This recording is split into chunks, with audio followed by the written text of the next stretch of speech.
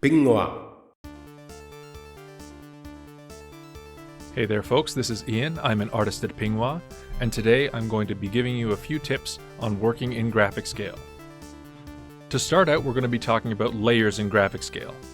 Layers are a element in digital graphics composition that allows you to make separate images that exist in the same canvas space but don't interact with each other. To show you what that means, over here on the top left I have my layers panel. In my background layer, layer 1 here, I have my character sprite designed, and above him I have an invisible layer that I can toggle off or on that will give him some clothes. Because this layer is created above the background layer, it doesn't affect any of the pixels, and it's actually separate, and I can save that as a separate file. In pixel art, what this allows you to do is when you are making a series of graphics and assets for a gamer application, it can let you quickly use your base sprite to add accessories, to add effects, and then you can output those to a sprite sheet or a separate file without risking losing or changing your base sprites. So how do we add extra layers to GraphicsGale? It's very simple. So you're going to go up to your layers panel in the top left, and there's a little down arrow for our nested menu. When we click that, we can add a layer. If you already have an existing one, you can duplicate it. If you want to get rid of one, you can delete it, and you can adjust the properties. So I'm going to add a layer here. Then it will bring up this dialog for a new layer.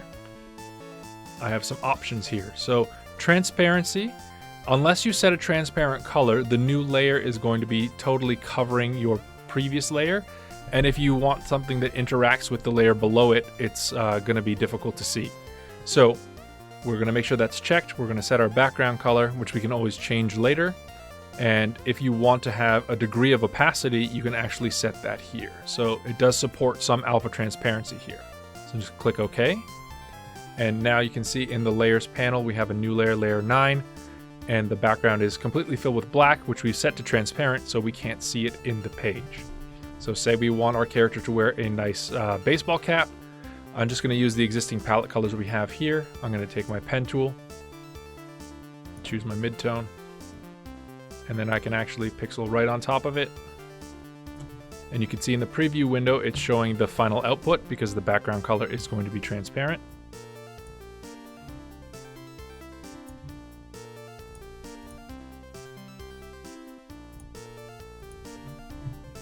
And we have our character sprite with a new cap.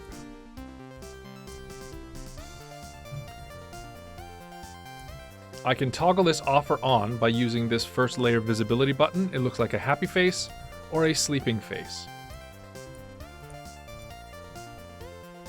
I can set the alpha channel off or on, and I can lock or unlock. So if I don't want to accidentally edit this layer when I've already finished it, I can lock it. That will stop me from editing it. I can go back into my settings.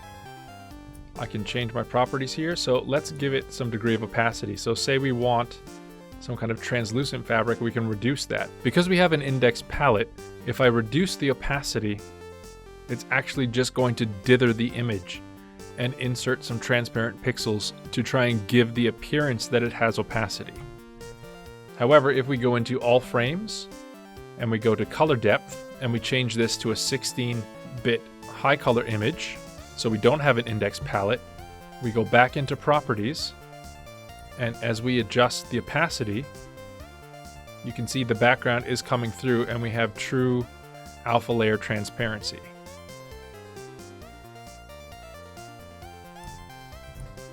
So layers can be very helpful if you're doing a series of overlays for a sprite, or if you're doing effects for a sprite, or if you're just working on different elements of a sprite and you want a sprite broken up into separate pieces.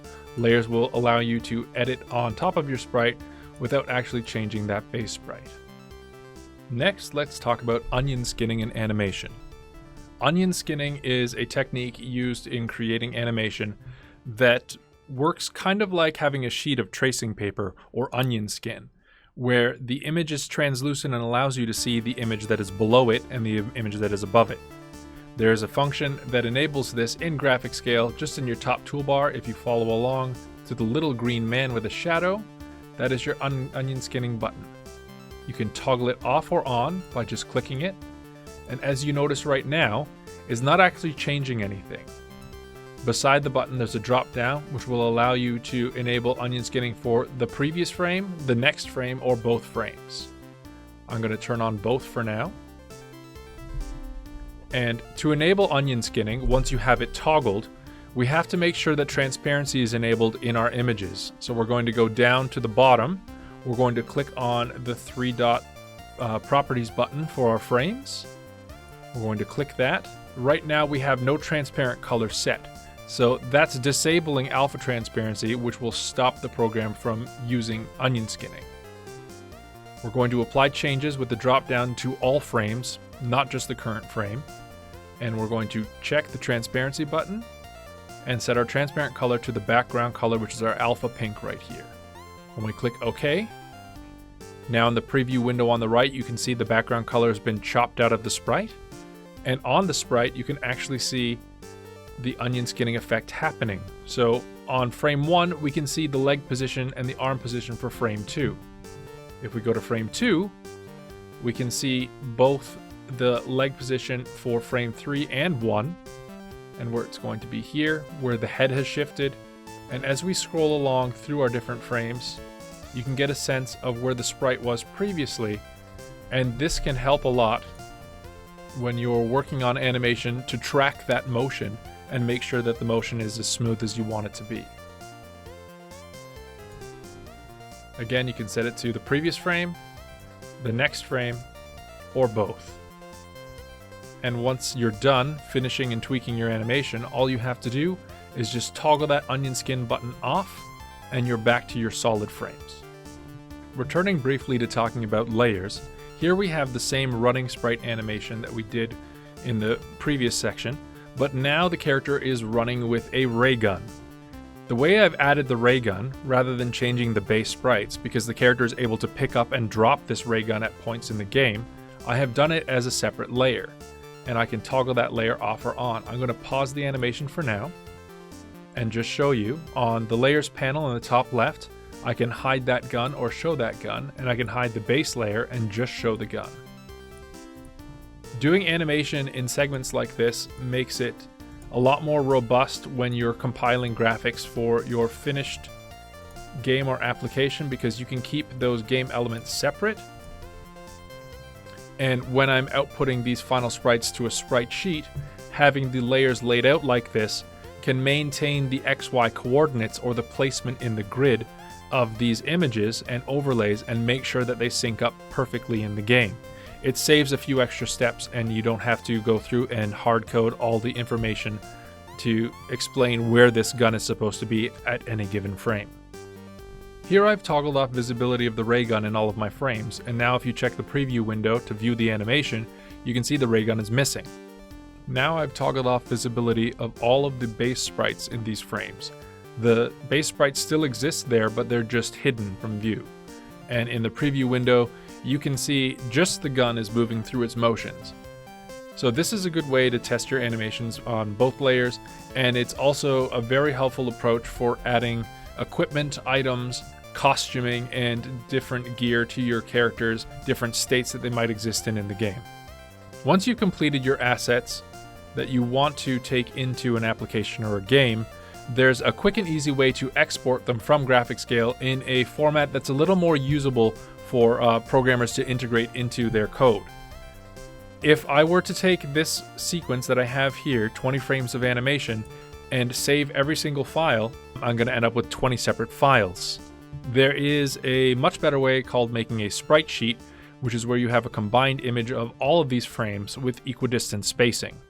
And the way we can do that is going to File, and we're going to go to Export. It's going to bring up this export menu right here. It will let you do the type, so I can export all of these as individual files, but I'm going to do it as a combined image, which is going to remove some of our options. This will allow you to choose the number of columns. So I have 10 images for each of the directions of his legs, so I'm going to put this to 10 columns.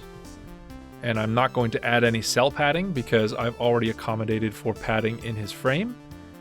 And in addition, there's an option in frame properties to output as a CSV. These are comma separated values. This is basically a spreadsheet with some data that a programmer can use to determine where the XY coordinates of all of the frames are. So I'm going to turn on output as CSV, and I can include the name. I can include the transparent color code. If I want, I can include delays and the timing that I want for my sprite, so they can get the animation timing the same as I have it in the preview window. There's a whole bunch of options here. I'm also going to include the X and Y coordinates that will tell the program where the top leftmost pixel of each frame starts. I'm going to click OK. It's going to bring a save as dialog here. I'm just going to call it Spacey Sheet. And I'm going to set it to be a PNG and make sure that I've checked alpha channel with alpha channel, so I don't have this alpha pink appearing in my frames. I have this clear background here. I'm going to save it in my temp assets folder and save. And now, just to show you what that looks like, let's open it up. And we'll zoom in. So you can see it's organized into 10 columns, and it's put the left and right leg motion and separated them with a blank background. Now let's take a quick look at the CSV file. So here we have the CSV file just open with Notepad. At the top it tells you the convention that's being used. So the first number in these rows is going to be the frame name, so 1 through 20. Then we have the transparent color that's going to be picked at frame 0, which is the top left corner of the image. And then we have the timing delay, so all of these are going to be set to 3/100ths of a second, and then the XY coordinates of the top leftmost pixel for each frame. Something we haven't explored before are the different brushes that are available in GraphicsGale.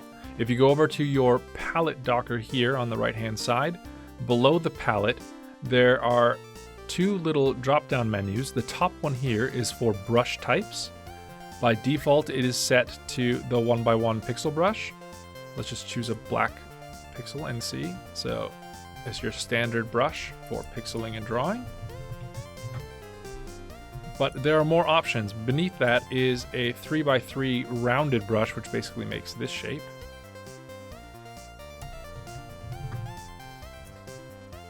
Then there's a larger circular brush, a larger block brush,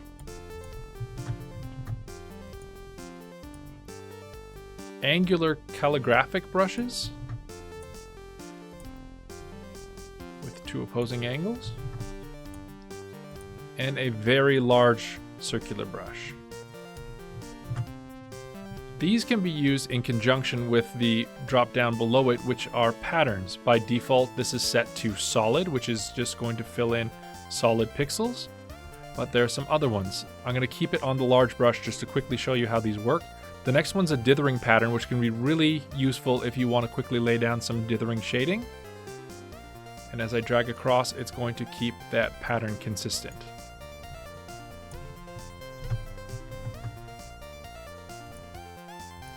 The next one is horizontal banding. We have spaced out dithering. These are basically like laying down different tones, almost like using halftone patterns. And they have all different densities. Now we have some angular lines, reverse angular lines, larger checkerboard patterns, to very large checkerboard patterns. These could come in handy to you, so make sure that they are there. Sometimes if your brush is not working properly, it could be that you've accidentally selected a pattern brush from the list and you might not be able to draw where you're going. I'm just going to show you an example. If I had on my standard 1x1 pixel brush and I was trying to draw a picture, all of a sudden my lines are not working the way they're supposed to. But if I just set that back to solid color, I'm back to my regular brush. Finally, let's talk a little bit about the user interface in GraphicsGale.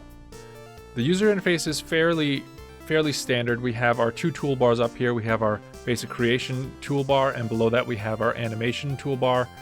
We have our layers panel, our loop, our history panel, and our palette panel, and below that we have our preview panel. These can be arranged as you want on the screen by hovering over them until you see the navigation icon pop up. Then you can drag them and reorient them. However, sometimes things go awry and your layout of your UI gets a little messed up. Don't panic if this ever happens to you. It's very quick to sort it back to the way it was. All you're going to do is go to File, go down to Preferences. In the Preferences pop-up, we're going to go to View, and there's a button right here at the bottom, Reset Toolbar Positions. You simply click that, click OK, and then OK again, and everything is back to normal. So those are just a few more of the tools and practices that you can use in GraphicsGale. So experiment with them, play around with them, and until next time, keep drawing.